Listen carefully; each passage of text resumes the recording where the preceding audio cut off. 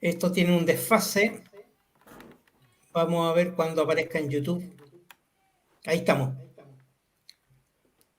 Hola, buenas tardes. Hola, Te- hola. Ups, tengo doble audio. Ahí sí. Buenas tardes, gracias a los que se estén conectando. Gracias también a mis colegas que se presentaron a hacer un poco la lectura junto conmigo de Lowas Top Ten. Andrés Barrientos, gracias por participar hoy día. Hugo González, agradecido. Gracias. No, gracias a ti. Gracias, gracias. Sí, oye, la idea es que va a ser algo descomplicado. Vamos a pedirle a la gente que nos vaya dejando sus preguntas en el chat y nosotros vamos a ir hablando sobre el OWASP Top 10. Vamos a poner primero una pequeña descripción de lo que hacemos en OWASP, ¿ya? En OWASP tenemos un objetivo que es informar sobre los riesgos y las vulnerabilidades que hacen inseguro el software. Y esto para que la gente que desarrolla software pueda tomar sus decisiones de una manera informada y sin establecer una obligatoriedad de usar herramientas o digamos, vender una solución de determinada marca. La comunidad OWASP hace guías, desarrolla herramientas y genera comunidad a través de capítulos locales en los distintos países. Y la idea es que todos pueden participar y los productos que salen de esta comunidad son open source. Todo el mundo los puede utilizar. Nosotros dentro de OWASP Chile lo que hacemos habitualmente es un apoyo a la comprensión de este material y hacer una traducción. Tratamos de estar continuamente haciendo traducciones y la idea es tener participación de toda la gente que de alguna manera se ve en la necesidad de desarrollar software y que sea software seguro. En ese aspecto, yo no sé, Andrés, Hugo, creo que todos entendemos y conocemos lo que es el OWASP Top 10, que es uno de los primeros proyectos que se obtuvieron en OWASP. Voy a compartir la página del OWASP Top 10 para que podamos O sea, mirar. ahí, Carlos, yo creo que la mayoría comprende lo que es el OWASP, pero hay muchas herramientas involucradas también, ¿ah? Entonces sería bueno ir viendo. Acuérdate que el OWASP top 10, como dices tú, era top 11 la última vez que yo participé. Entonces, De hecho, este es el top 11, el que tiene 11 clasificaciones. uh-huh. Y en rigor, esa onceava fue una que por primera vez este año, el 2021, se inauguró, que estuvo tan cerca de quedar en el OWASP Top 10, estadísticamente estuvo a portas y se incluyó como un adicional la clasificación A11 que tiene tres subvulnerabilidades. Las vamos a ver hoy día. Vamos a mirar las que tenemos. El OWASP Top 10 como tal, hay que mencionar que es un documento. Es un documento que establece vulnerabilidades o riesgos críticos y establece 10 que son identificados por una estadística que se logra a través de... Ups, ¿dónde está mi...? Ahí está.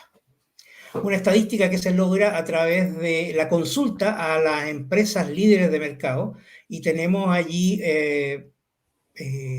grandes cantidades de datos que son en la base estadística de nuestra clasificación top 10. Aquí voy a mostrar, aquí estamos. El OWASP Top 10, ya dijimos, es un documento que sirve de concientización desarrolla la idea de cuáles son las amenazas que están vigentes en un determinado periodo de tiempo. En este caso, el OWASP Top 10 del año 2021 clasificó los riesgos vigentes en 10 categorías, las cuales fueron de alguna manera obtenidas a través del análisis estadístico de más de 500.000 aplicaciones, a través de datos anónimos que entregan las organizaciones líderes. Pensemos en Microsoft, en AWS, en Oracle. Grandes empresas líderes de tecnología entregan su información y de alguna manera es la base empírica, con datos reales, que genera esta estadística y se convierte de alguna manera en el referente más grande y completo en Internet, y tiene la gracia de que ha sido asumido como un estándar de facto. Es decir, para desarrollar software, todas las organizaciones están esperando que al menos cumplamos con estas 10 condiciones, que tengamos la capacidad de resolver esas 10 vulnerabilidades en nuestro código, ¿ya? ¿Qué significa esto?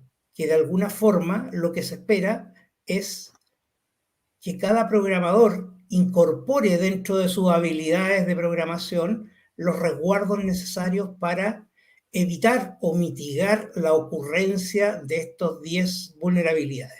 Vamos a ir viendo el detalle de cada uno y les pido que vayamos realizando esto de manera interactiva. Si hay dudas, si hay algún aporte, si hay alguna corrección, ya no me siento el dueño de la verdad, cada quien lo puede interpretar y pensar de una manera un poco distinta. Este PDF que estoy mostrando lo vamos a dejar después en la ruta de la presentación para que lo puedan bajar. Ahí, Carlos, una pregunta desde el punto de vista, esto es desarrollo seguro, entre comillas, pero en general OWASP, por lo que yo entiendo, tiene distintas visiones o se enfoca en distintos temas, ¿cierto? Y solamente para que me lo aclares tú, esta parte es la parte web, porque podría ser desarrollo seguro mirado desde otro punto, no solamente la parte web. Sí, sí. ¿O no? ¿Cómo es? Mira, cuando OWASP nació estaba como orientado a las aplicaciones web. Pensemos que era el año 2001, 2002. Por lo tanto, era como estaba toda la fiebre de las .com, toda la fiebre del desarrollo en Internet. Entonces, el primer foco, y quedó de alguna manera, como el nombre lo dice, mira, voy a retroceder, como el nombre lo dice, en OWASP la abreviatura es Web Application Security Project, ¿ya? Y esa clasificación de Web Application hoy día es como ha pesado en el hecho de que dicen, oye, pero entonces ustedes desarrollan modelos y guías de desarrollo para aplicaciones web. No, también tenemos para teléfonos, para todo lo que es mobile, tenemos también un OWASP Top 10 para Internet de las Cosas, y así varias clasificaciones de OWASP Top 10 que se fueron expandiendo a otros ámbitos de la tecnología. No es digamos, es un legado esto de que inicialmente era web application, pero hoy día es para el software en general. Ok. ¿Vale? Está bueno eso. Ok, explicando entonces el detalle del OWASP Top 10. La primera clasificación es la pérdida de control de acceso. Ya, esta existía antes, creo que estaba en rango, era la quinta o la sexta de las clasificaciones en la anterior entrega de OWASP Top 10. La pérdida de control de acceso tiene relación con las vulnerabilidades que incluyen, entre otras, fallas de parte del programador de no poner correctos los roles y los permisos que va a tener el usuario que accede. O dentro de la aplicación, no colocar todos los privilegios reducidos a su mínima expresión. Por ejemplo, en una base de datos nadie debiera tener acceso a las tablas. Todos debieran ver solamente vistas de la base de datos. Y esas vistas debieran tener restricciones. Si yo estoy ingresando a leer o sacar informes, yo debiera tener solamente permiso de lectura. Incluso aquellos que deben borrar datos no debieran poder borrarlos físicamente, solamente una marca que diga que ese dato fue eliminado virtualmente. ¿Ya? Dentro de las restricciones de mínimos privilegios, la idea es que los atacantes explotan regularmente estos accesos que están medio ocultos o medio descuidados, porque pensemos que esto no es un tema que el programador sea intrínsecamente malo o descuidado. Esto en el tiempo uno va cometiendo errores y el atacante habitualmente está a la expectativa de esos errores. ¿Ya? Y dentro de los atacantes, además, hay tribus, hay gente que solamente se dedica a encontrar errores y su mérito o su afán es publicar la mayor cantidad de errores detectados. Y hay otros que lo que les gusta es meterse y quebrar los sitios, romper lo que encuentran, y esos están esperando que se publiquen vulnerabilidades nuevas, y lo primero que hacen es lograr ser el primero que rompa la seguridad de un acceso que está de alguna manera abierto, que quedó abierto o quedó desprotegido. ¿Ya? ¿Recuerdan ustedes algún caso chileno que haya tenido una pérdida de control de acceso y haya generado algún problema serio? Yo me acuerdo de hace como un año atrás el robo de la clave única. No sé si se acuerdan. Sí, pero hay Sí, varias cosas contra Banco única. Estado, ¿no? No, no, no, No, no, no, es no, clave clave única única No. del del gobierno. gobierno. Ah, Sí, sí, de la pandemia, por ahí, ¿o no? Ministerio del exactamente. Interior, Ministerio del Interior. Lo que pasa es que, bueno, la idea no es armar conflicto, pero obviamente uno si va a hablar de algo que es público, uno tiene que obviamente hablarlo a alto nivel. En ese sentido, ellos han tenido varias fallas, pero estas fallas han sido porque también hay gente muy interesada en hacktivismo que tiene como obviamente en este momento en muchos grupos que están con en la mira, no solo con el gobierno anterior, sino que con el gobierno actual. Entonces se van a ver muchas veces tratar de hacer una explotación para poder tener usuarios válidos o hacer man in the middle o tratar de escalar privilegio y llegar obviamente a tomar sesiones y obviamente sitios o web services, incluso APIs o de alguna manera también entrar con perfiles hacia el cloud. Entonces es crítico porque la vez pasada hubo obviamente un leak de la clave única, pero aparte de eso hubo, me acuerdo, es un cross-site request forgery, un CSRF, y obviamente se llamó a otro sitio. Entonces, y colocaron una página pornográfica. Entonces al final uno iba a la clave única, apretaba un botón mal y salía una página porno. Entonces, eso también es un tema. Ya, eso también se Sí, levantó por hay Twitter que y generó pensar que mucho ruido. en general el hacktivismo, que es esta búsqueda de derrotar al rival ideológico a través de desprestigiar sus accesos de Internet, sus páginas, etcétera, es un tema permanente. Y hoy en día a eso hay que agregarle las bandas organizadas de crimen y los ataques entre gobiernos. Ujú. Pensemos que de alguna forma tuvimos también un ataque hace 3 años, cuando fue el tema del Banco Chile, que teníamos ahí una operación que venía desde Asia, probablemente de Corea, aparentemente Corea del Norte, que fue la que se robó los 10 millones. Entonces, esta pérdida de control de acceso es un tema permanente. Hay que tener capacidades de exigir en las aplicaciones que las contraseñas sean eh, complejas y que sean de alguna manera seguras en términos de no repetir las mismas, agregando lo que hacemos todo, el número 2, el número 3, el número 4. Esas son malas prácticas de usuario y claro, ahí lo único que nos queda es pedirle a los usuarios que tomen conciencia del riesgo y que tengan de alguna manera las precauciones debidas, lo cual no es algo que como programador, digamos, que sea nuestro principal eh, orientación. Hay otras instancias dentro de la organización que hacen esa labor de concientizar a los usuarios a que construyan buenas passwords. Aquí tenemos fallas criptográficas. básicamente estamos hablando de la exposición de datos confidenciales. Bueno, sirve ad hoc el otro ejemplo que vimos recién, que es el de la clave única, porque uno de los argumentos que se utilizó para, digamos, justificar que pese a que habían ingresado al sistema y capturado la información, las contraseñas estaban hackeadas.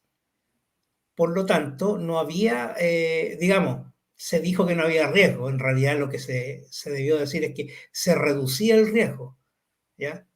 Porque si está hackeado, en teoría no pueden desencriptar esa información, pero en general, para nuestro día a día, este tipo de fallas van por algo mucho más simple. Tiene que ver con si voy a utilizar información, la voy a bajar a mi computador, debiera estar encriptada. Si voy a utilizar información y la estoy transmitiendo, debiera ir por canales seguros y encriptados.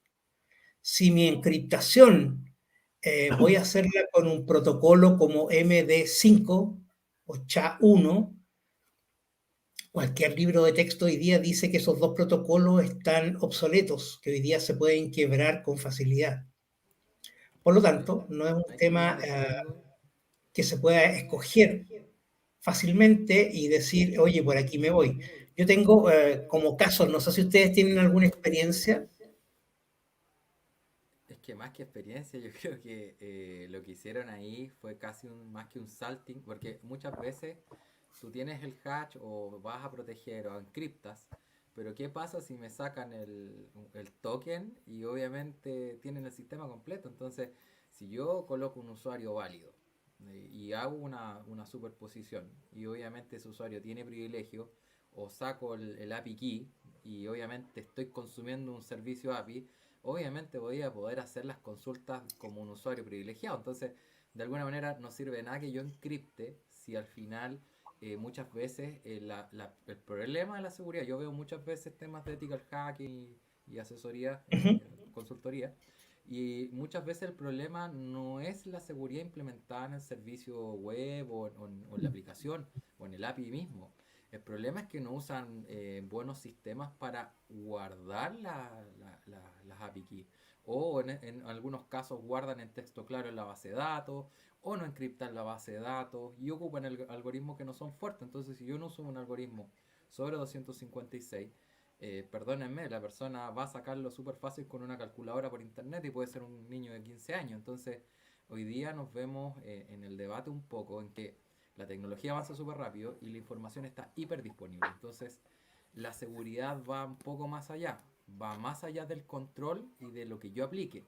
Va en la lógica del negocio, en la dinámica de cómo yo planteo una aplicación y cómo securizo esa aplicación. Entonces, segurizar, que es la palabra que ocupa la RAE, porque es súper interesante porque es un verbo muy complejo y muy nuevo.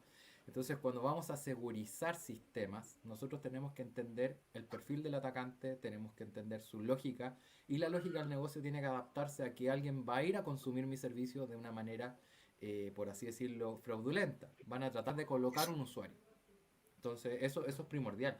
Incluso más que ir con el algoritmo más alto posible, con el cifrado más alto posible. Sí, bueno, ahí yo me gustaría citar dos casos que me pasaron a mí, sin nombre obviamente. En una empresa, el error fue pensar que estaban encriptando justamente números de tarjetas de crédito porque lo estaban codificando en base 64. Tenían mal entendido el concepto de que al pasarlo a base 64 estaban encriptando y protegiendo la información. Lo cual, obviamente, si es que alguno no sabe, base 64 es una manera de llevar archivos, objetos binarios o lo que sea, y codificarlo en un formato de alfanumérico, letras y números que quedan planos en un texto que se puede leer y que sirve para enviarlo, para transitar por internet, pero en realidad es solamente una forma cómoda de colocar un binario en ASCII alfanumérica. no tiene ningún tipo de protección. O sea, cualquier persona puede llevar a base 64 y devolverse. O sea, eso no es encriptación. Ellos pensaban que como estaba ilegible hacia a ojo de una persona común y corriente, ya con eso lo estaban protegiendo. Graso error. Oye, Carlos, ahí estaba pensando tanto lo que dijiste tú como lo que dijo Andrés, y desde el punto de vista que ahora está todo el desarrollo, bueno, hay harto desarrollo en la nube y con la nueva herramienta, con Devo y todo el tema este, pero desde el punto de vista de la plataforma cloud, es bastante, tenéis bastante seguridad, digámoslo así. Entonces estaba pensando, ¿cómo podrían corromper un, un desarrollo, digámoslo así, que está obviamente securitizado y más encima que tiene las claves, por decirte, bajo secreto? Es como Bueno, complicado, ¿no? es que si estuviera securitizado correctamente, sería difícil desencriptarlo, digamos, pero como lo decía Andrés, existe la tendencia a colocar las claves, las contraseñas en duro, en ciertos archivos de configuración, en el código fuente, o escribirla en registros de base de datos, y eso es de por sí inseguro, digamos. Hay técnicas para llevar las contraseñas como bloques de bytes y no tener este riesgo de exponerlo al uso digamos, al ataque o a la insistencia de un ciberatacante hábil, ¿ya? Pero mira, yo voy a citar otro que en realidad un poco me da pudor, pero es como de libro, digamos. La mayoría de los textos recomienda, OWASP lo repite mucho, si usted va a encriptar información, hágalo con algoritmos serios, que estén probados, que sean reconocidos en Internet y en las comunidades como protocolos seguros. Nunca desarrolle una herramienta de criptografía en casa. Me tocó en una organización que habían encriptado toda su información, era mucha y era de una empresa, de una organización de gobierno que era tenía una cantidad significativa de documentación y estaba toda encriptada con un código que había hecho un programador interno. De partida, la criptografía nunca va a poder tener la calidad de una que sea de clase mundial si está hecha en casa. Y lo peor es que les pasó de cajón lo que te advierten todos los libros. La persona que había hecho este código para criptografiar ya no estaba en la organización. Y el código no lo podían encontrar, tuvieron que hacerlo de nuevo. No recuerdo bien cuál fue la solución, pero tuvieron que conseguirse una versión, modificarla hasta lograr sacar desde los respaldos la información y aún así se perdió una cantidad importante. Ahí habían fallas de procedimiento y de método. Digamos que la creatividad es parte intrínseca de los programadores, pero hay ciertas cosas que no pueden ser parte de ese alcance creativo. ¿Ya? No se puede crear un software de encriptación que sea seguro hecho en casa. Pensemos que uno de Internet está hecho por equipo universitario, probado por años, sometido después al escrutinio de otras universidades y aún así demoran varios años más hasta que finalmente se liberan.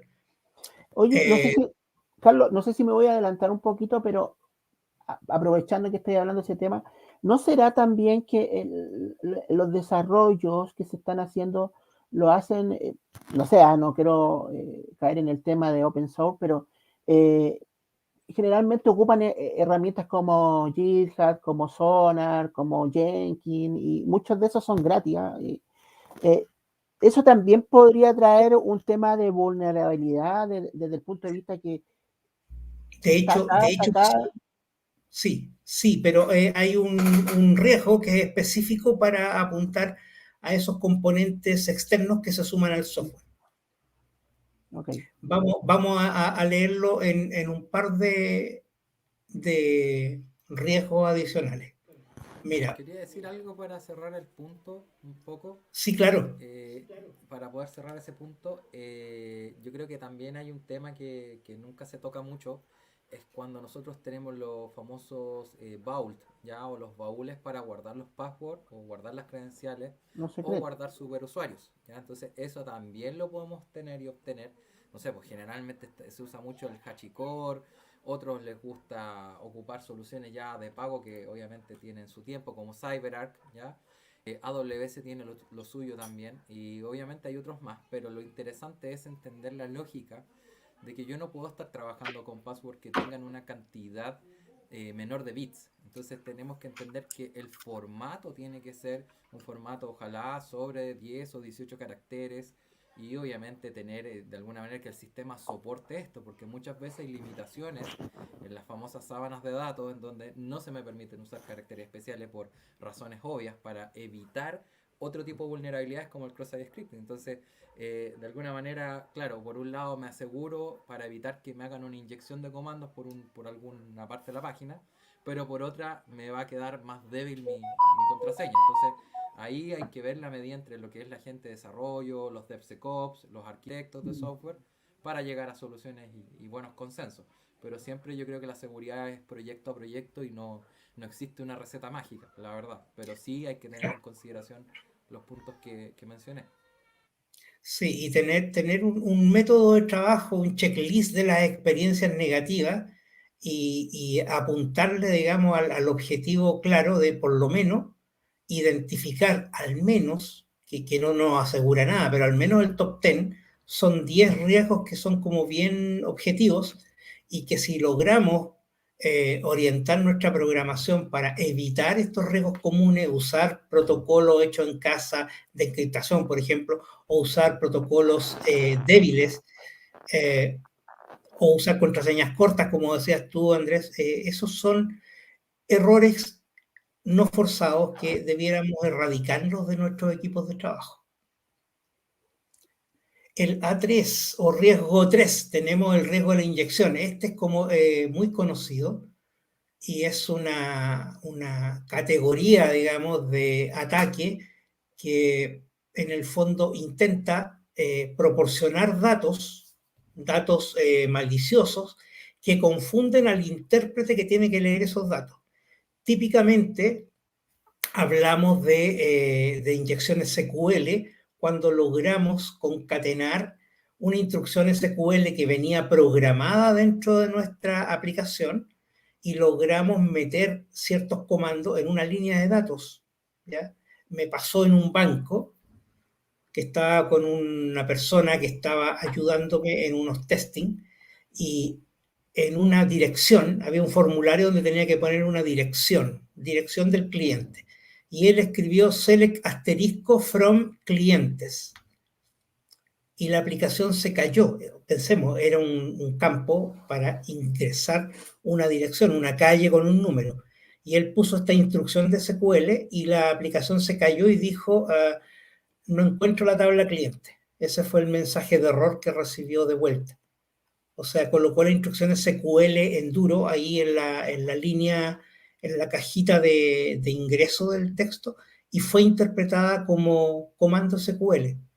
Entonces la aplicación la tomó, la envolvió en su concatenación SQL interna y generó un comando inesperado que si hubiera acertado bien al nombre de la tabla le hubiera traído un montón de información. Bueno, de hecho con esa línea ya puedes meterte, seguramente Andrés, tú lo has visto en alguna oportunidad, tú vas capturando los nombres de las bases de datos, después los nombres de las tablas dentro de cada base de datos a través de las tablas de sistema.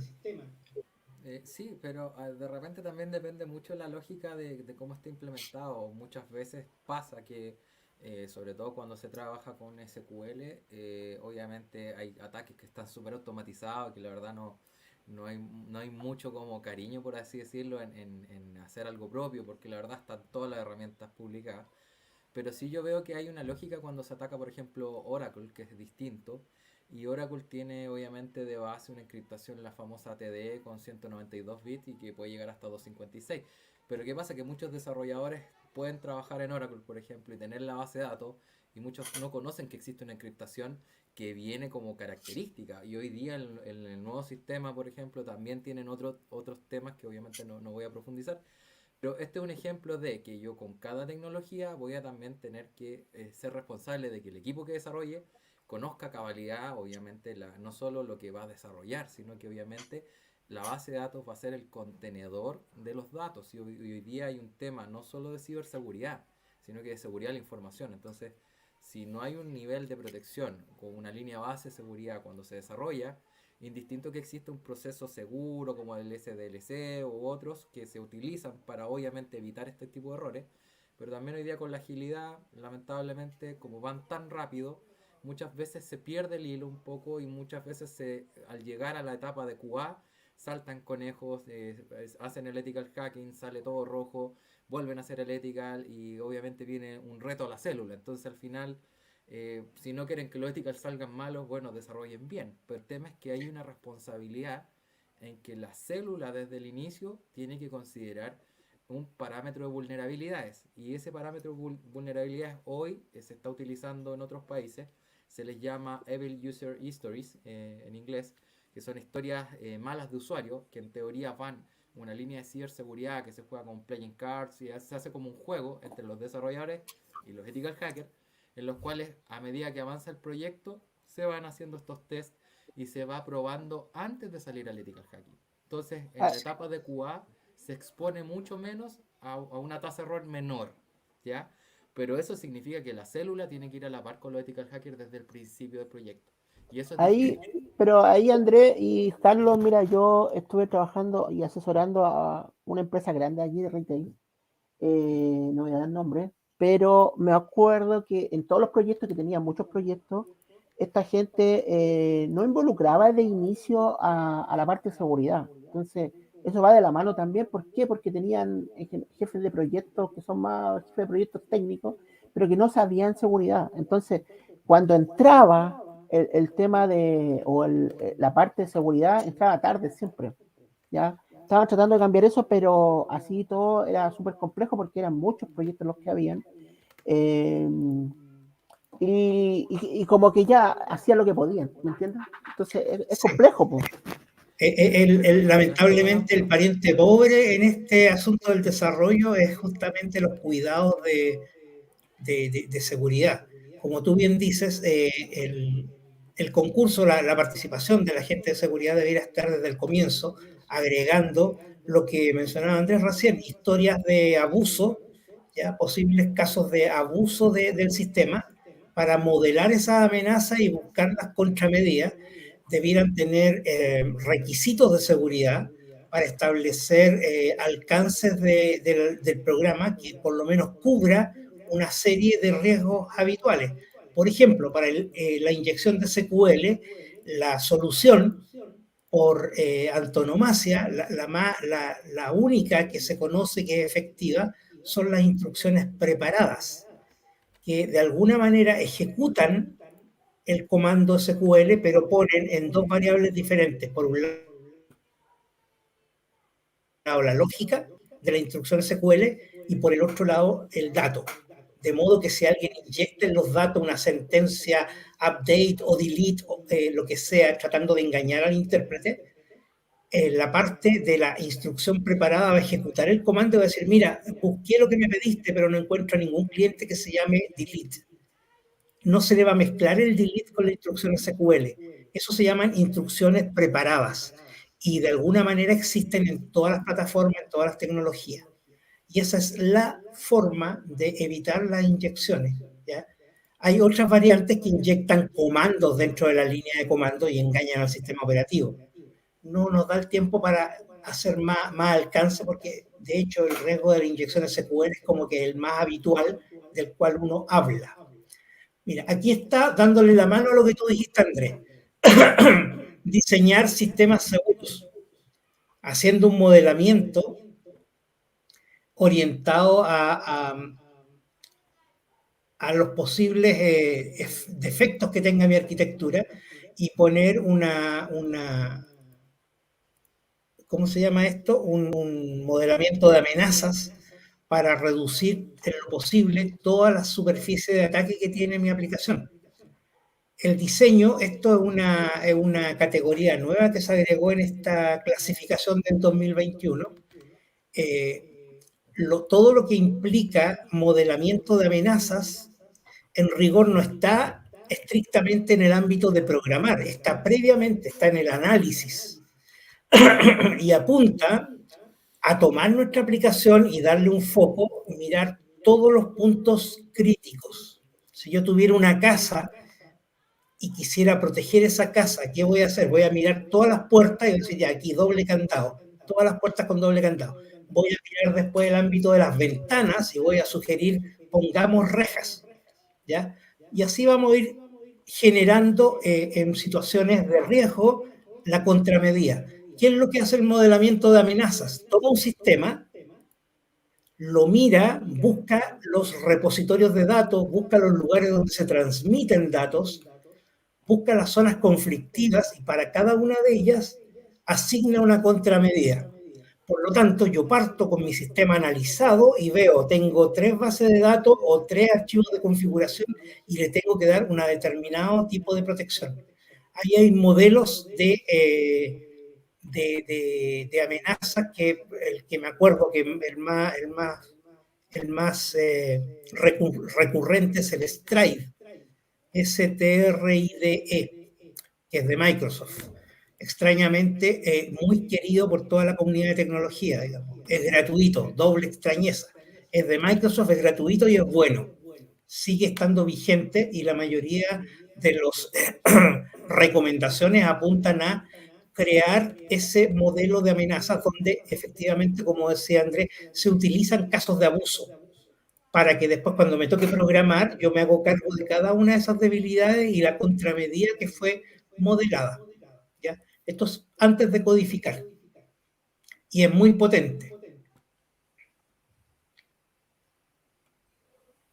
Antes que pasa a la otra, hay una pregunta ahí, Carlos, te dice buenas noches, de Rodrigo Valdenegro, dice buenas noches, duda respecto de inyección de SQL, entiendo que el uso de ORM es una forma de protección. Dice, ¿existe algún recurso desde donde obtener ORMs reconocidos en este aspecto? Bueno, al respecto puedo decir que sí, ORM es una medida de mitigación, pero no es la solución ideal. También hay métodos de ataque y está pensado en el ataque utilizando ORM. Yo diría que de la literatura que existe, la solución más potente, la más simple y la más directa que está en manos del programador es el uso de sentencias preparadas, ejecución de sentencias preparadas. Como segunda instancia, se pide o se puede utilizar listas blancas, es decir, todo lo que yo espero y está permitido que ingrese en mi aplicación. Lo contrario, listas negras, tratar de identificar todo lo que podría ser dañino, no se recomienda porque eso nunca termina de ser agregado a todas las posibles vulnerabilidades, a todos los posibles riesgos. Una lista negra es permanente, es eterna. Una lista blanca permite acotar todos los tipos de entradas que yo estoy esperando. El ORM sirve, mitiga, pero hay casos de abuso particularmente orientados a ORM. Así que yo diría que es una protección, pero ojo que puede ser una falsa sensación de protección. ORM sirve, pero no es la solución definitiva. Modelamiento, dijimos, modelamiento de amenazas como actividad previa al desarrollo. Y aquí tenemos las vulnerabilidades de configuración. Dice que se está moviendo un poquito, a ver.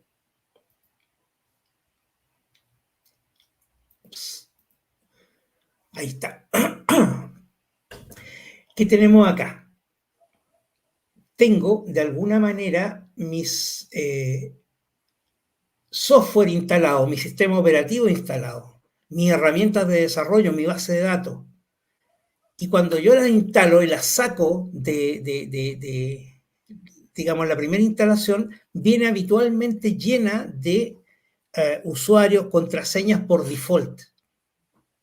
Entonces yo debiera preocuparme de hardenizar de tener un checklist de seguridad que diga, oye, cuando instalo la base de datos Oracle de tal versión o cuando instalo la base de datos de Microsoft, tengo que chequear todos estos parámetros y cambiar las contraseñas a otras diferentes que sean propias, que sean internas.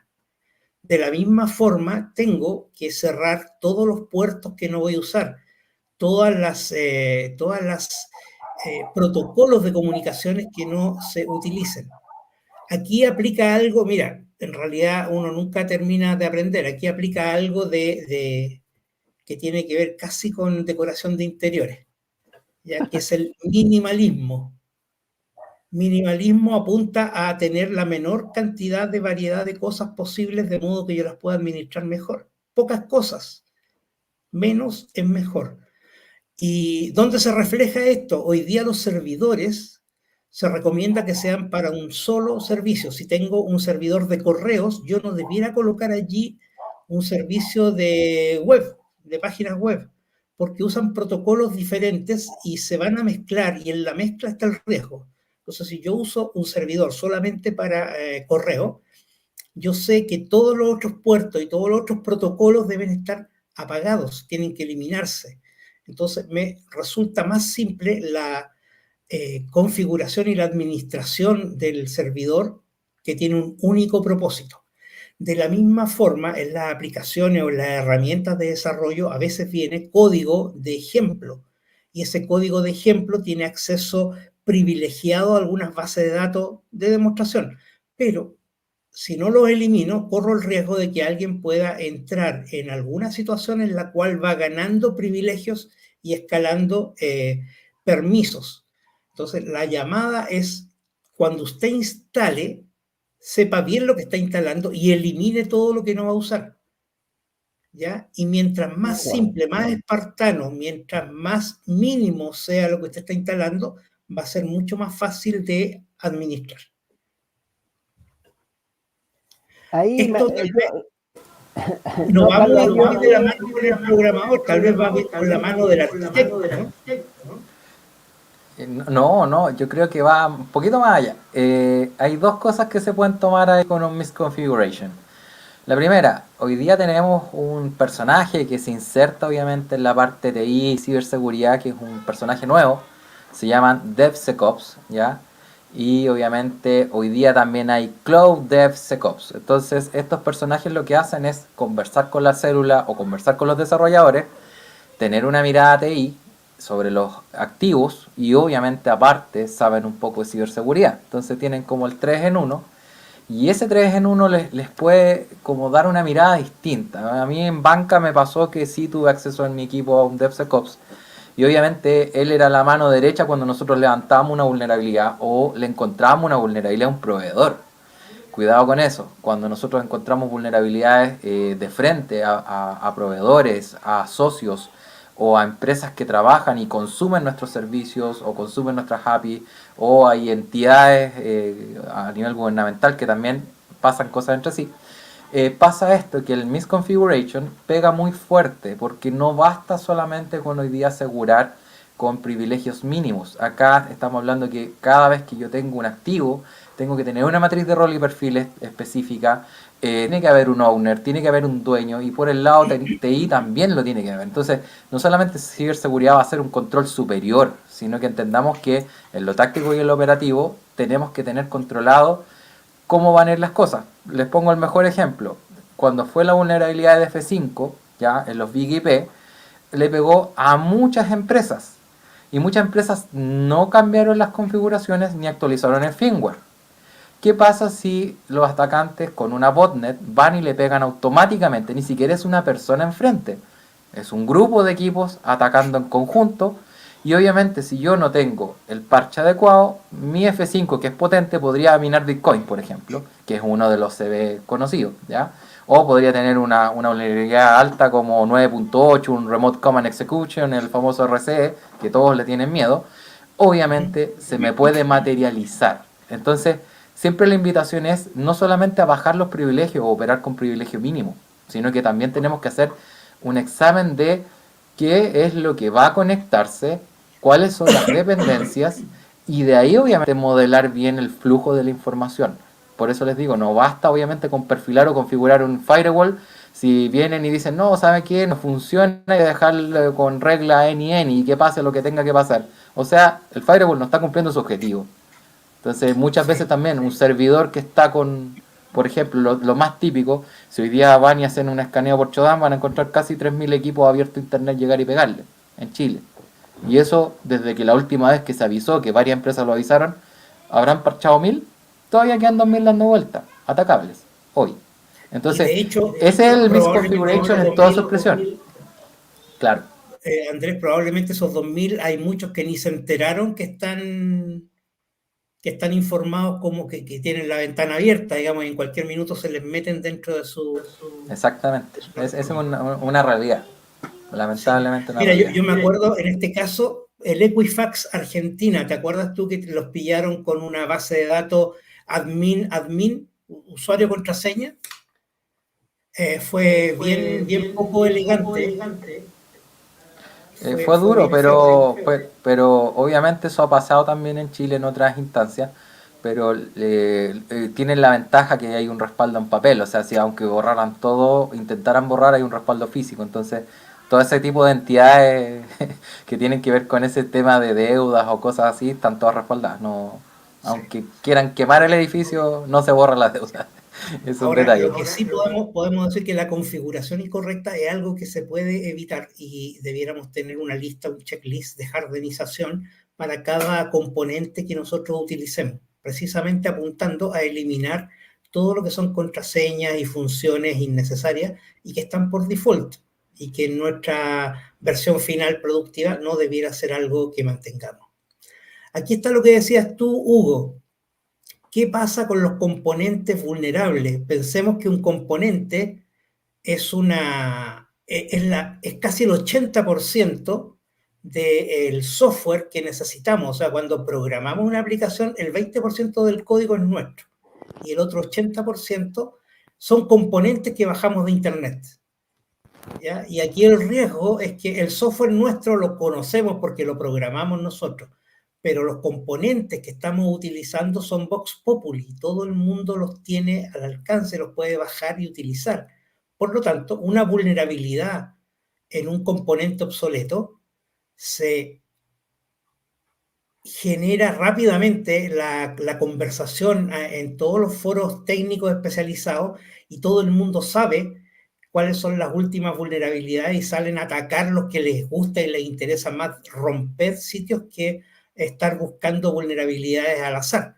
Hay gente que solamente está esperando que aparezca una como, mira, Equifax de hecho, Equifax cuando tuvieron el primer ataque que fue en Estados Unidos, se perdieron o más bien expusieron 160 millones de datos de usuarios, ¿ya? Su número de seguro social, la dirección, no sé, todos los datos que tenían, 160 millones de datos. ¿Y cómo fue? Un analista oriental, chino aparentemente, encontró una deficiencia en un servidor Apache y lo publicó. Y en las siguientes 24 horas salió un parche para ese servidor. Y en Equifax, Estados Unidos, se demoraron 4 días en aplicar el parche. Entre que se descubrió y el cuarto día, cuando ellos aplicaron el parche, ya se había metido alguien y les robó los 160 millones de datos, que significó algo así como 6.000 millones de dólares de pérdida de la empresa en el mercado de acciones. O sea, tenemos componentes que son públicos y si los usamos en nuestras aplicaciones, tenemos que tener una vía de información súper ágil para saber apenas se detecte una vulnerabilidad nueva, cómo vamos a parchar nuestros sistemas. Porque efectivamente, como dije, hay gente a la que le gusta usar las vulnerabilidades apenas aparecen y salen a pegarle a todos los sitios que están usando esas componentes. Por Sí, lo ahí tanto, esto Carlos, va a lo que ser pasa, como lo más frecuente, o debería ser con gran frecuencia el mayor riesgo que vamos a tener. Dale, Hugo. lo que me preocupaba justamente de los componentes, como los que comenté yo, es que si bien es cierto, ellos sacan los plugins y todo lo demás, pero igual son libres, entonces igual yo creo que tiene que haber un tema ahí de mantener la seguridad de alguna forma con eso, ¿me entendí? ¿No? Bueno, de Por hecho eso a eso iba la pregunta. tú le tienes que calcular un hatch, tienes que tener un identificador que te dé la certeza de que lo que estás instalando no fue alterado, que tú estás llevando una componente que está íntegra y que no ha sido modificada en el camino con un troyano o lo que sea. Okay. Ahí quería decir algo como para cerrar este punto. Tiene que ver con que cuando uno va a actualizar y obviamente protegerse contra vulnerabilidades, obviamente hay formas de tener esto automatizado. Muchas veces se habla de soluciones de clase empresarial y soluciones de alto costo.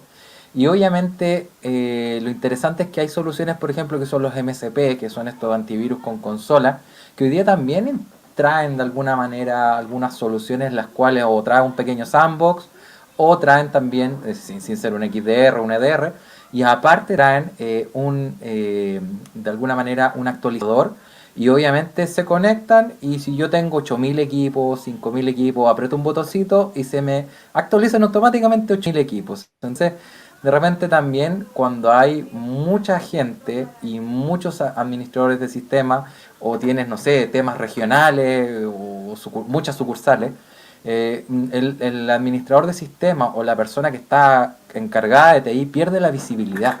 Y esa pérdida de visibilidad tiene que ver con esta vulnerabilidad, pero primordialmente porque hay un factor humano. Entonces muchas veces yo puedo decir, hey, yo no puedo ocupar la regla del último parche porque siempre tengo que ocupar el penúltimo, no el último, por si tengo algún flag o algún problema y obviamente tengo que hacer obligatoriamente un rollback. Entonces en TI generalmente nunca se ocupa la regla del último parche. ¿Ya? Y eso pasa con, sobre todo cuando ahora hay actualizaciones que tienen rollback porque obviamente hay algo que viene con problemas. La pregunta es, si yo voy y actualizo un servidor productivo y tengo obviamente todo el ERP de una empresa y el parche está fallando, obviamente se me va a caer todo y obviamente voy a estar todo el fin de semana pegado a la oficina. Entonces, también la invitación un poco a, más que sentido común, entender que no el último parche es lo mejor, y también, obviamente, si tengo una herramienta automatizada, colocarle la regla que no me baje el último.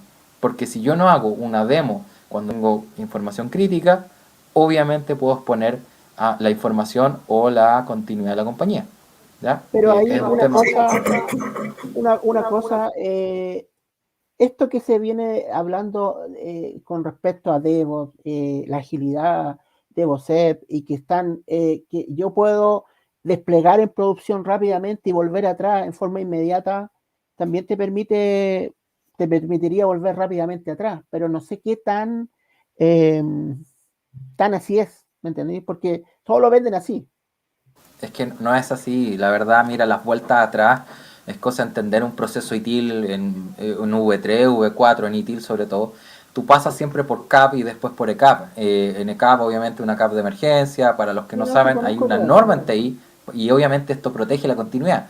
Pero yo nunca voy a lanzar a producción un cambio que obviamente me pudiera impactar. Ahora, me ha pasado que yo en mis tiempos de cuando era más pequeño, obviamente, y estuve hasta en mesa de ayuda y con esas cosas yo aprendí mucho porque me tocaron rollback a las 7 de la mañana, o perdón, 6 de la mañana, rollback, y a las 8:30 estábamos levantando el sistema y la gente estaba llegando al cafecito.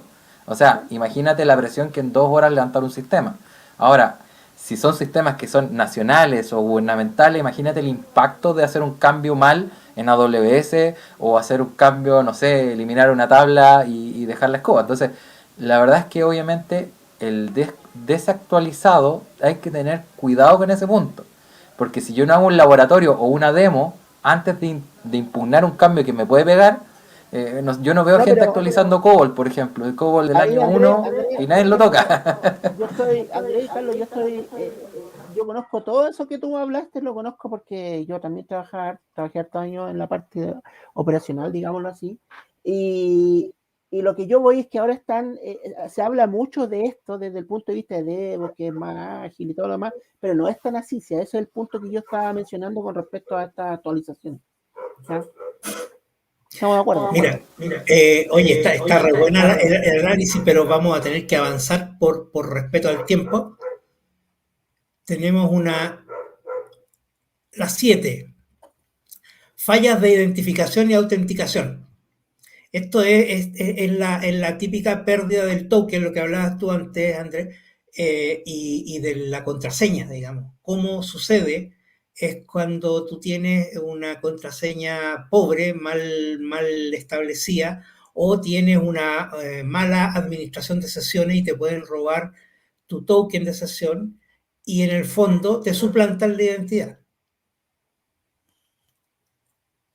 ¿Tenemos algún ejemplo que recuerden ustedes de estas típicas situaciones de robo de autenticación, de robo de contraseña?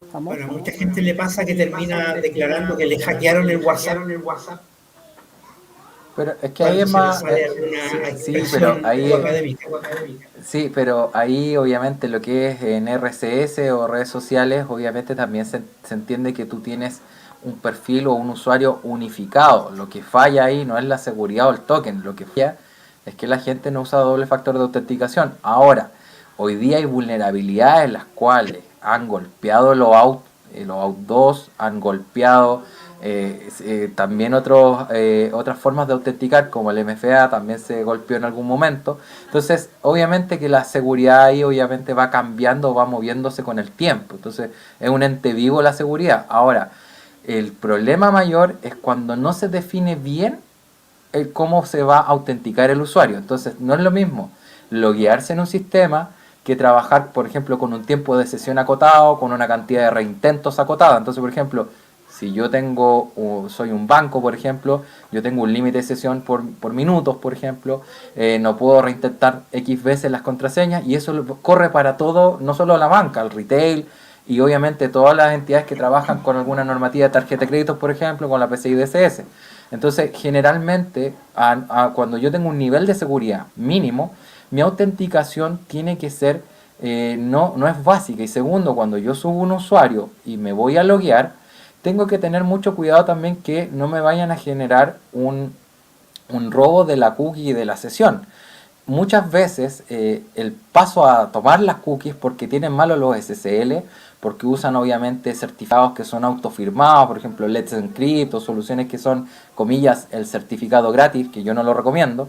Siempre el llamado a usar soluciones de clase mundial, por ejemplo como DigiCert, en Chile hay representantes de eso, y que esos certificados me aseguran a mí que la página web, la empresa es dueña de, el dueño es tal persona y obviamente hay una certificación de eso y aparte obviamente hay un cifrado.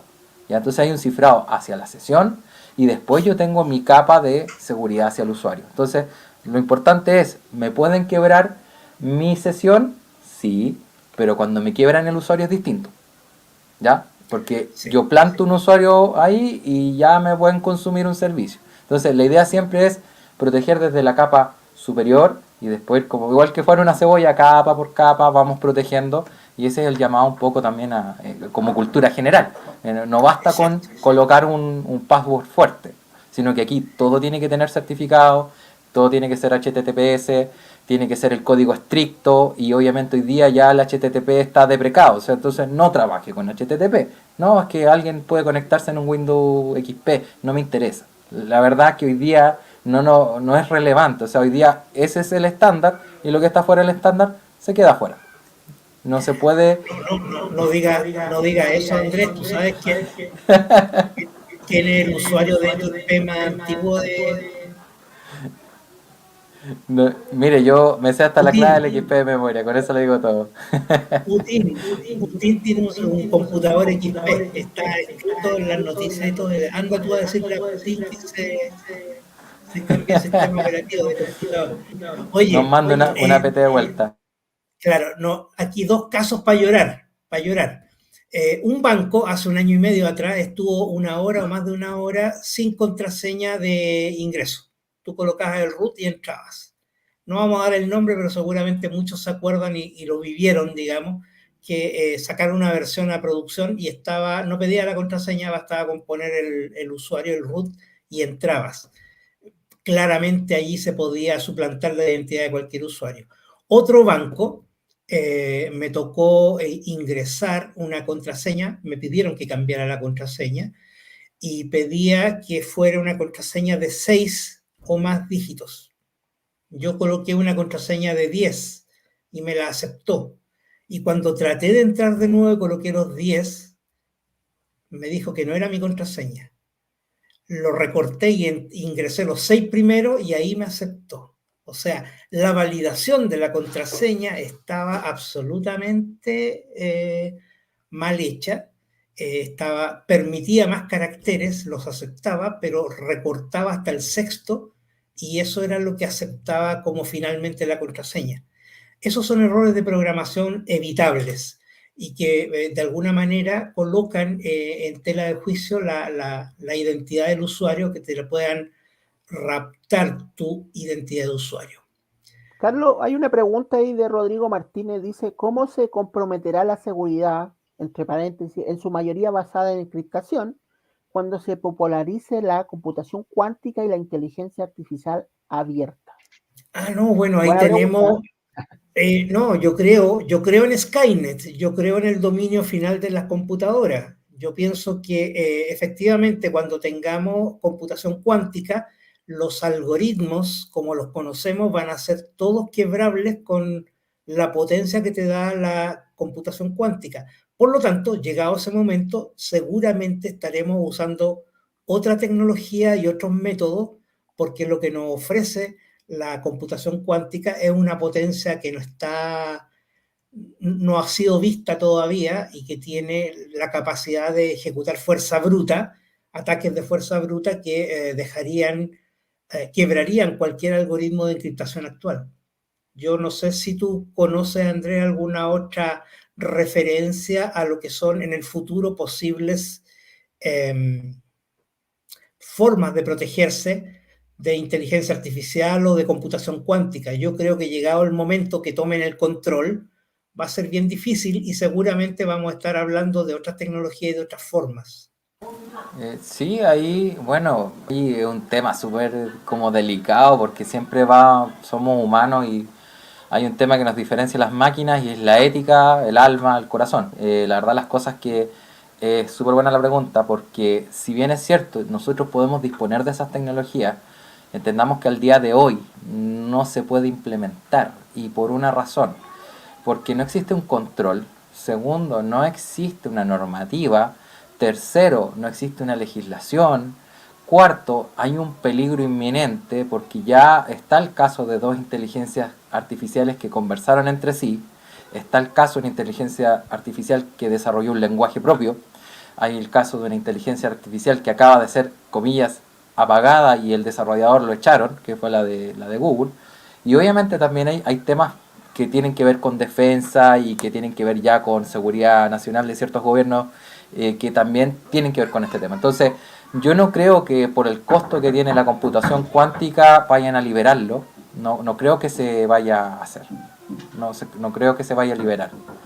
Segundo, hay otro tema que es de fondo y es que nos van a cerrar, o sea, de alguna manera, aunque saquen algoritmos nuevos y tengan esto para quebrar, piensen ustedes que la única forma de reemplazo, si liberan lo cuántico, es que nosotros nos insertemos chips neuronales, que ya obviamente Tesla lo está haciendo la prueba.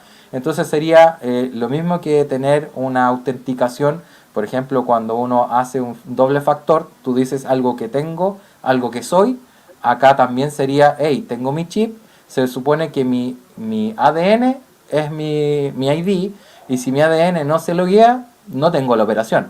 Entonces obviamente tendrías un nivel de seguridad superior, pero obviamente rayas en lo ético, y obviamente ahí, aunque haya un algoritmo X, la persona es o no es. La pregunta es cómo tú suplantas ese chip, cómo Sí, suplantas ese ADN. Si hoy día bueno, hay copia de iris, por ejemplo. Eso. sí, en ese plano que un poquito raya en la ciencia ficción, pero que yo al menos personalmente lo veo como algo cierto, eh, creo que vamos a llegar a ese instante y el riesgo va a tener que ser evaluado en su minuto. Y efectivamente, como tú mencionas, Andrés, una de las formas de hecho está documentado así en la CIA, alguna vez leí el artículo, que decía que para protegerse de un ataque de máquinas inteligentes pensantes, la manera era potenciar a través de nanobots la inteligencia humana, creando sinapsis más largas para que fueran superhumanos, superpensadores que pudieran hacer un poco la contra a un sistema automatizado. Pero eso en realidad escapa un poquito al alcance de nuestro OWASP Top 10. El A8 son las fallas de integridad del software y los datos. Esto tiene que ver con la forma en que protejo mi infraestructura y cómo genero, por ejemplo, pipelines, lo que hablabas tú recién, Hugo, que sean seguros y que las tareas de pre y post compilación estén de alguna manera protegidas de alteraciones, ¿ya? Que no generen un ataque a mi circuito de producción de software y me llenen de alguna manera no autorizada de troyanos. Esto quedó muy, muy en evidencia en el caso de SolarWinds. SolarWinds tenía una contraseña absolutamente infantil, que era SolarWinds 123, y el problema es que esa empresa tenía un repositorio donde colocaba componentes de software que se utilizaban en otros software. Lo usaba Microsoft, Oracle, grandes productores de software usaban componentes que estaban almacenados en SolarWinds. Y lo que hicieron fue un gobierno distinto del de Estados Unidos, alteró las piezas de software y agregó troyanos que fueron divulgados y fueron comunicados a Fuerzas Armadas, a organismos de gobierno, a Microsoft y a otros actores relevantes. Por lo tanto, el tema de fallas de integridad del software, tenemos que tener la certeza que lo que estamos usando es lo que queríamos usar y que nuestros procesos de creación de software son protegidos. El caso que se menciona allí, la deserialización insegura, la serialización es una técnica que se usa en varios lenguajes, particularmente en Java, que implica tomar un binario y convertirlo en un archivo de texto, serializarlo, convertirlo en un archivo de texto para guardarlo ya sea en disco duro o en la RAM y dejar espacio para procesar las tareas que tengo vigentes y urgentes. Y cuando llega el momento de tomar esa tarea que yo serialicé, en la deserialización, o sea, la lectura de vuelta para colocar el binario nuevamente donde estaba en la memoria y ejecutarlo, esa lectura de vuelta, la deserialización podría estar tomando un objeto que fue modificado. Ese objeto de texto que yo guardé podría haber sido alterado y cuando lo leo de vuelta, estoy leyendo algo que tiene más permisos o que es diferente de lo que yo almacené. Entonces, esto apunta a fallas en la integridad. Yo confío en lo que estoy usando, confío en mi pipeline y alguien me lo alteró y sigo produciendo software que lleva troyanos o que tiene intrínsecamente algo diferente a lo que yo esperaba. Eso debiera estar protegido. Estamos sobre la hora. Ok. Del anterior yo quería decir algo así súper breve. El tema de los CDN, de los CDN hoy día está automatizado cuando nosotros tenemos entrega de contenido automatizada. Hoy día en el Cloud Computing tenemos soluciones tanto en GCP, AWS, Azure. Y obviamente cuando nosotros recibimos un ataque, hay un problema, los CDN responden y obviamente switchean a tiempo real y obviamente si me pegan un IP, yo tengo obviamente, sigue mi servicio corriendo porque tengo otras fuentes, otros tiers y eso viene preconfigurado. Ahora, hay un tema de integridad que fue, por ejemplo, cuando popularizaron las herramientas para hackear a Rusia, cuando empezó el conflicto con Ucrania, y era puro software creado por los rusos para quemar computadores y obviamente romper computadores de personas que quisieran hacer hacktivismo para apoyar a Ucrania, ¿ya? Ese es como para cerrar ese temita y el tema del código malicioso es para hacer una charla sola, así que es muy amplio. Sí, no, muy amplio. Eso tiene un montón. Es De otro hecho, mundo.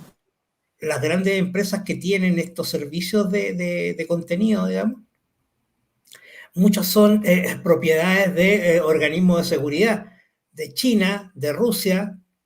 Por lo tanto, cuando tú les das el permiso de que sean partner tuyo, en el fondo estás un poquito vendiendo tu alma.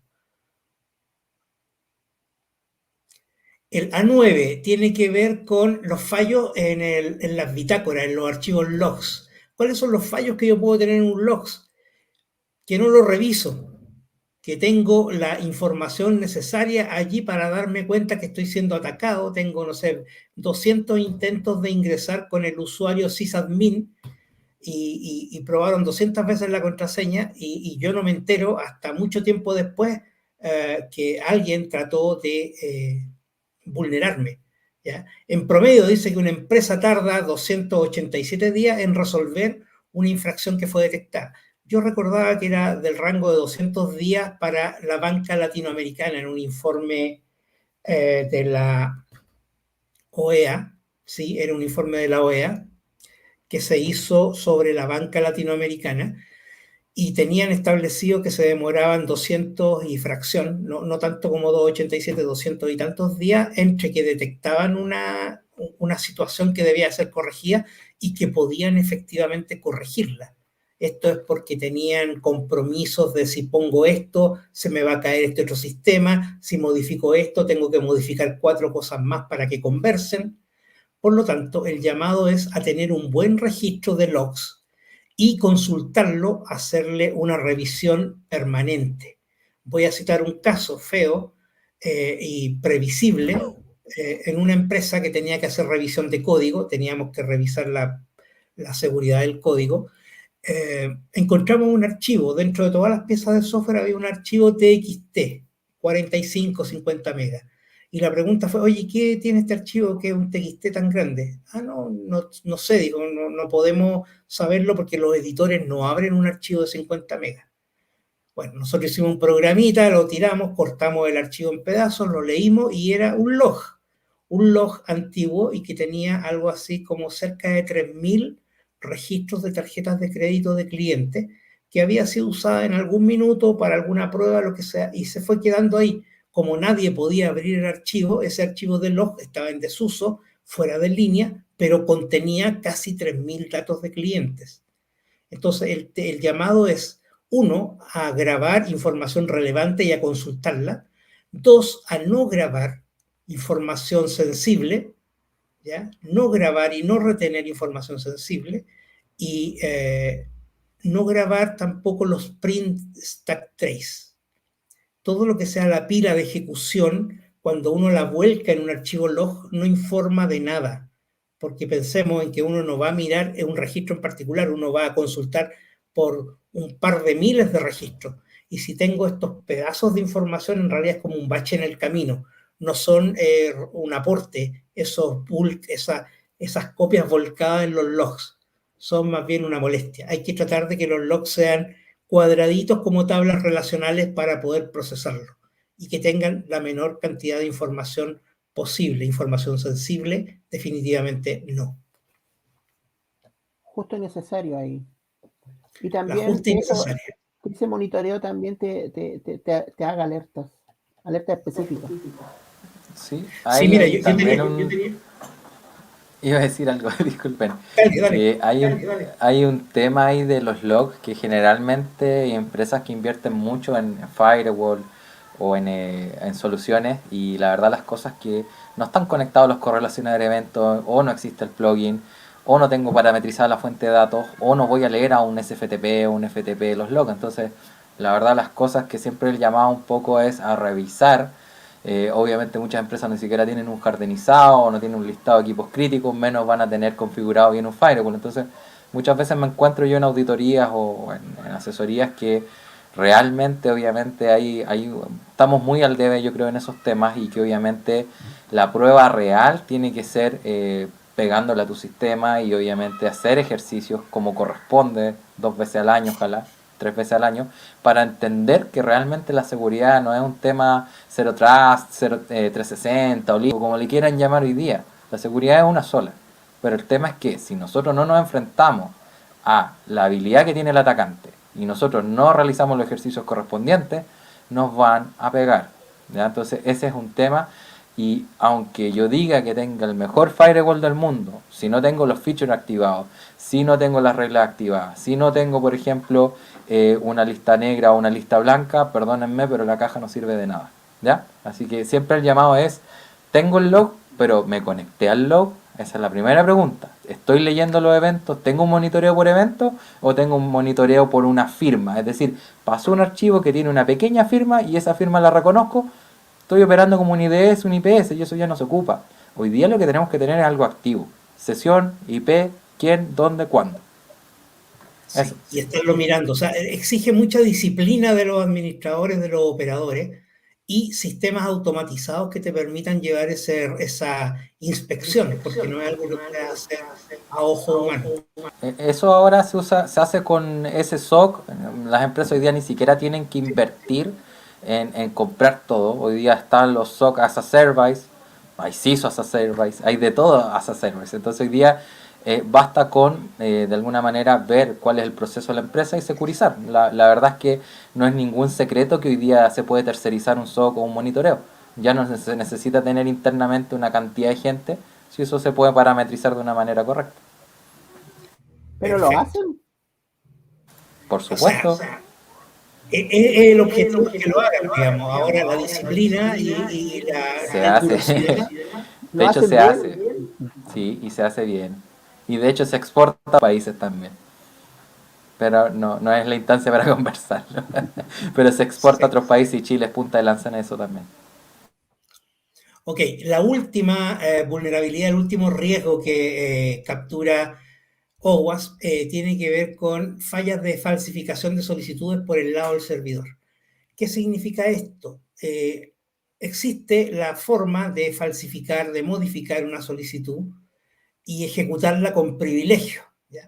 Aquí el problema sucede cuando la aplicación no valida lo que está leyendo. De alguna manera uno podría pensar que esto es una especie de inyección maliciosa de una URL que al no ser validada por la aplicación puede ir de alguna manera modificada para que el atacante logre que la aplicación se dirija hacia un lugar que está fuera del servidor. ¿Ya? Pese a que yo tenga definido mi firewall, mi VPN, o listas de control de acceso, pero lo que pasa es que la aplicación ya está dentro del servidor y logré que consumiera la URL que yo le envié y no la rechazó, no la validó y simplemente la acepta. Yo me doy cuenta que la acepta y empiezo a mandar modificaciones hasta que logro que haga una conexión y entregue información o se cuelgue a un sitio que no se esperaba que fuera alcanzado por esa aplicación. ¿Cuáles son las maneras de restringir esto? Bueno, tú puedes colocar ciertas cabeceras para prohibir que se vaya fuera del alcance del servidor, pero nuevamente la manera por programación ideal, la que todos debiéramos considerar como una práctica ineludible, es validar las entradas de información. Nunca hay que confiar en un dato que está ingresando en mi aplicación. Típicamente uno dice, oye, ya sí, lo que entre desde un usuario yo siempre lo voy a validar. Y la pregunta siguiente que yo hago, ¿y tú validas lo que lees de un servidor interno de tu compañía? ¿O un sistema te pasa una interfaz con datos y el sistema, qué sé yo, tú eres facturación y el otro sistema es contabilidad? ¿Tú validas los datos que vienen de contabilidad? No, pues si estoy dentro de la organización y eso ellos debieran tenerlo protegido. No, nosotros debemos siempre desconfiar de los datos, ya sea que vengan de fuera de la organización o de otro sistema dentro de mi organización. Los datos son por definición riesgosos. Y en este caso, una URL puede permitir una falsificación de solicitud y lograr que tu aplicación se vaya a un sitio no pensado y malicioso que te puede generar problemas. Ok, estamos llegando al 10. El OWASP Top 10 es una base mínima, es un punto de partida para conocer los riesgos. Lo que tenemos aquí es una cantidad de información con la cual nosotros debiéramos partir. Es el mínimo necesario, ¿ya? El mínimo necesario. Aquí tenemos 10 formas de ser atacados. Lo que viene después dentro de OWASP es un documento que se llama ASBS. Ese tiene aproximadamente 180 formas de ser atacado, de las cuales las 20, 30 primeras absorben el top 10. Está alineado con el ASBS en su primera línea, en su primer nivel de madurez, tiene considerado el top 10, lo incorpora. Ok, hasta aquí hubiéramos llegado en general si estamos hablando de OWASP top 10.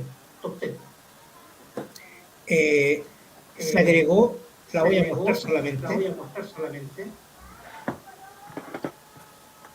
una onceava característica.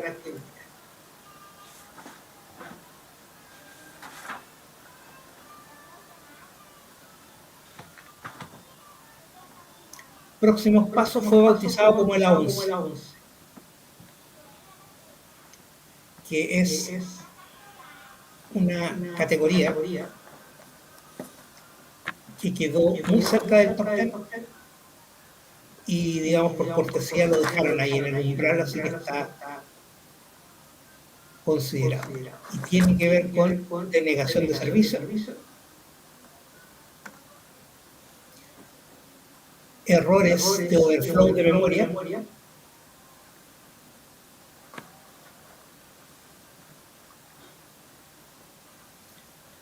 y problemas en la calidad del código. O sea, aquí, a problemas de calidad de código, nuevamente entramos. Andrés, te tengo que pedir que te un poquito para que no rebote el sonido. Entramos en problemas de código, entramos en temas de, oye, usar lo mínimo, minimalismo. Las clases no deben tener más de 20 métodos. Las unidades, los archivos de código no deberían tener más de 1000 líneas. El código debe ser como simple, liviano. Eliminar la complejidad. Para esto hay indicadores, métricas, las herramientas, casi todos los IDEs tienen medidores de complejidad para refactorizar el código. Ahí atacamos el problema de la calidad de código. La denegación de servicio apunta a que nosotros debemos proteger los abusos que hacen distintas peticiones o solicitudes que consumen mis servicios. Yo debiera darme cuenta cuando estoy siendo abusado, cuando están pidiéndome demasiados requerimientos que en el fondo lo que buscan es colapsar mi capacidad de atender esas peticiones. Y los errores de administración de memoria apunta al overflow de un número o de una variable que de alguna manera genere una debilidad o provoque la caída de una aplicación de modo que sea visible información interna o que estaba en la RAM en ese minuto y que puede ser capturada por el atacante para un ataque posterior. Ese es la 11 que agrega 3 vulnerabilidades. O sea, podríamos decir que este es el top 13 más que el top 10. Tiene top 13 riesgos y estos 3 últimos pertenecen a la categoría próximos pasos, que estuvieron cerquita, pero no calificaron para el top 10. Chicos, ahora vamos a saludar y a despedirnos. A todos los que nos escucharon o nos están viendo, les vamos a enviar esto a través de Meetup y les vamos a publicar también en LinkedIn. Eso. Comentarios. Andrés, Hugo. Por acá, bueno, agradecer la invitación. Por otro lado, para mí es súper importante siempre estar en contacto con la comunidad. La verdad es que OWASP es un desafío continuo. Es entendible que como fundación y obviamente por cada país hay mucha gente detrás, no solo traduciendo los textos o obviamente participando en la categorización de las nuevas vulnerabilidades. A mí me tocó también participar cuando se hizo la consulta, obviamente también participé de ese documento. Y la verdad las cosas que yo creo que es lo que siempre recalco un poco en mis charlas o les digo a mis alumnos es siempre tener en cuenta que no hay que mezclar los temas, que seguridad de la información es una parte alta o top y obviamente tenemos la ciberseguridad que es algo más táctico, más operativo, más de aplicación y que obviamente cuando se confunden las cosas es cuando tenemos estas vulnerabilidades apareciendo en los sistemas, porque muchas veces se confunde en un esfuerzo de securizar, se desentiende el proteger el negocio, el proteger el proceso, el proteger el flujo de la información y luego obviamente bajar a técnicamente generar ciertas barreras o restricciones para que no nos puedan generar un ataque o una explotación. Y también entender que el atacante siempre va a ser un adversario y para nosotros que estamos en ciberseguridad el adversario es sumamente fuerte, tiene recursos, hoy día tienen posibilidad de comprar tecnologías como XDR, licencias, se compran porciones de data center, hacen lo que quieren y hoy día pueden hacer incluso escalamiento de privilegios, bypass con herramientas porque los mismos sistemas que usan para defender, que utilizamos para detectarlos, ellos ya los tienen. Entonces obviamente están sacando malware cada vez más inteligente que no es detectable. Entonces nosotros obviamente ya hoy día los antivirus están fuera, ya las soluciones EDR están fuera y estamos hablando ya obviamente de soluciones de seguridad para desde el XDR hacia arriba y obviamente con todo lo que viene ahora, sobre todo Mitre, con tema ATAC y con todo lo que viene ahora. Entonces, como les digo, agradecido de la invitación, siempre estoy llano a participar y obviamente a poder colaborar con la comunidad. Eso, gracias. Bueno, después de lo que dijo Andrés, ¿se escucha? Bueno, Andrés dijo todo, ya dijo todo. No tengo que decir mucho. Me sumo a las palabras de Andrés. Efectivamente, así el tema que mencionó él con respecto a la ciberseguridad y también a que obviamente los atacantes ya tienen todo. Dar las gracias a Carlos por la invitación más que nada y estuvo buena la conversación. Yo creo que va a haber que repetirla porque quizás darle otro sentido también. Hay harto aquí que se puede eh, tocar, digámoslo así, y nada, pues hay que incorporar más gente también y gracias Carlos por la invitación y gracias a Andrés también por compartir en esta charla. Perfecto. A ustedes. Pues nos pasamos 26 minutos, estuvo entretenido. No, lo importante es los puntos de vista distintos. Todo bien. Que estén bien. Buenas noches. Chao, chao. Saludos a todos. Chao, chao. Chao.